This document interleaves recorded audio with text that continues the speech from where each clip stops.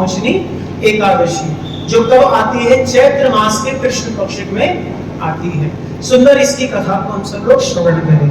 कहते प्राचीन समय में कुबेर का चैत्ररथ नाम एक वन था। उसमें गंधर्वों की कन्या किन्नरों के साथ विहार किया करती थी। वहां सदैव वसंत ऋतु के समान अनेक प्रकार के पुष्प रहते थे। स्वयं इंद्र भी चैत्र और वैशाख मास में देवताओं के सहित वहां पर आकर क्रीड़ा किया करते थे। वहीं अपने आश्रम में मेधावी नाम के एक ऋषि भी तपस्या में लीन रहते थे। उसी स्थान पर मेधावी नाम के ऋषि रहते थे। एक समय मंजू घोषा नाम की एक अप्सरा ने उनको मोहित करने का विचार किया।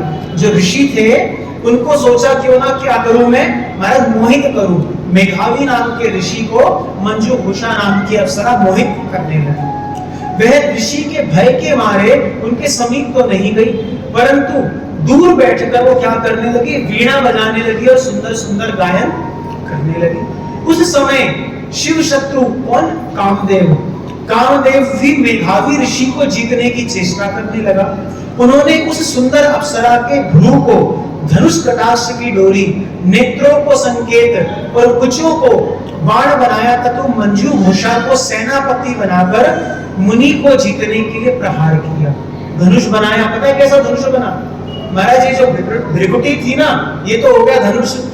अब नेत्र बंद कर लिए, मतलब प्रत्यंचा चढ़ा दी गई, और जैसे ही नेत्रों को खोला यानी कि बाण चल गया, नेत्रों का धनुष बनाया।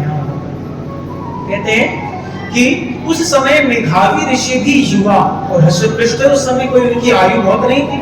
मंजू घोषा ब्रह्म तेज से युक्त कामदेव जैसे सुंदर ऋषि को देखकर उन पर मुग्ध हो गई और उनको रिझाने के लिए नृत्य करने लगी, गाने लगी।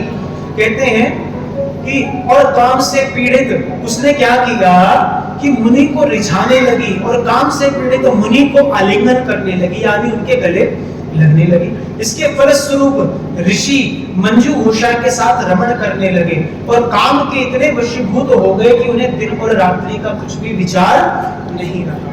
महाराज ये काम है ही ऐसा, किसी को भी अपने अधीन कर लेता है। इस प्रकार बहुत समय बीत गया। तब एक दिन मंजू घोषा कहने लगी, हे मुनि, बहुत समय बीत गया है, अब मुझे स्वर्ग जाने की आज्ञा दीजिए, क्योंकि मैं वहीं से तो आई हूँ। कहते मुनि ने कहा, आज इस संध्या को तो आई हो, प्रातः काल जब होगी तुम चली जाना।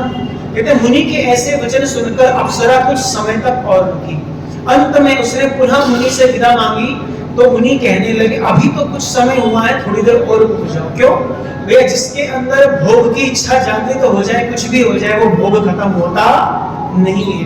कहते कृष्णा जीर्णा वैमेव जीर्णा, कालो न याति वैमेव याति, भोगो न भुक्ता वैमेव भुक्ता।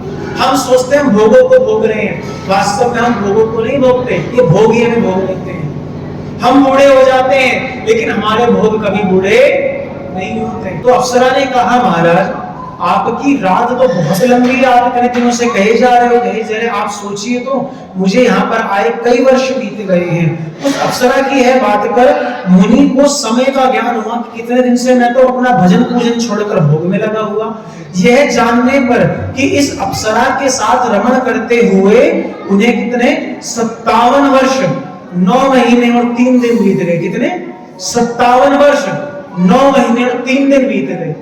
उनको पता भी नहीं लगा 57 वर्ष कब बीत गए भोग करते करते। महाराज कहते तो वह उनको काल के समान लगने लगी कि इस स्त्री की वजह से मेरा जीवन खराब हुआ, मेरी जितना भजन साधना थी सब व्यर्थ हो गई। ना तो ये मुझे रिझाती और ना मैं इसके प्रति आकर्षित होकर कोई कार्य करता।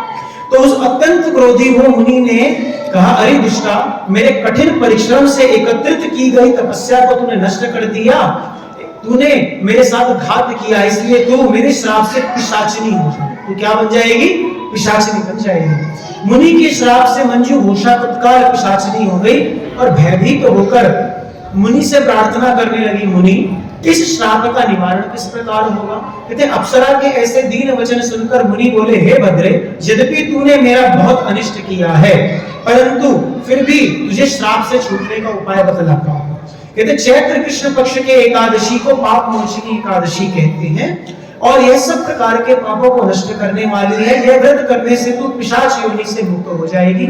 ऐसा कहकर मेघावी ऋषि अपने पिता च्यवन ऋषि के आश्रम में चले गए। मेघावी को देखकर च्यवन ऋषि कहने लगे, अरे पुत्र, तूने ऐसा क्या कार्य किया जिससे तेरा सारा तप क्षीण हो गया है? मेघावी ऋषि कहने लगे, पिताजी, मैंने अप्सरा के साथ रमण कर घोर पाप किया है। अब आप इस पाप से मुक्त होने का प्रायश्चित मुझे बताइए। मैंने तो बता दिया अप्सरा वो क्या करेगी, आप मुझे बताइए। तब च्यवन ऋषि उनसे भी कहते चैत्र मास में कृष्ण पक्ष की पाप मोचनी एकादशी को व्रत करने से तुम्हारे सारे के सारे पाप नष्ट हो जाएंगे। दोनों ने इस व्रत को किया। कहते हैं उधर मंजू घोषा भी उस पिशाचिनी योनि से मुक्त हो जाती है, और यहाँ पर जो यह ऋषि है मेघावी, इनको भी भैया सदगति प्राप्त होती है। कहते हैं कि हे राजन, पाप मोचनी एकादशी के व्रत को करने से ब्रह्म हत्या आदि सब पाप नष्ट हो जाते हैं।